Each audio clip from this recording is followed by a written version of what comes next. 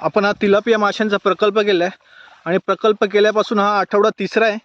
तर या tilapia माशाची growth किती झाली आहे तुम्ही बघाल आताच. आम्ही आता पाग मारून दाखवणार आहोत तुम्हाला. पण आता पाग मारलेला आहे. हा आपला असा 1 एकराच्या तलावात आपण तिलापिया माशांचा प्रकल्प केला आहे आणि सुरुवातीला खाण्यासाठी आपण त्याला 40 mm प्रोटीन टाकत आहोत. तर आता बघू शकाल तुम्ही या तिलापिया माशाची 3 आठवड्यातच किती ग्रोथ झालेली आहे ती. आणि हे तिलापिया मासे किती आले आहेत ते. स्टार्टिंगला जेव्हा आम्ही तिलापिया मासा सोडला होता तेव्हा त्याची साईज होती 1 इंच. आता ते किती झाले आहे ते तुम्ही बघू शकताय.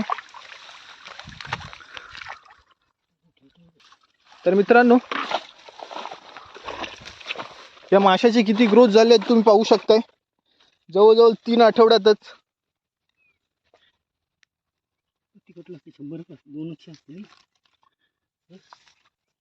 हे बघा तुम्ही पाहू शकताय किती ग्रोथ झालेली आहे ती तिलापिया माशाची जवळजवळ 3च आठवड्यात.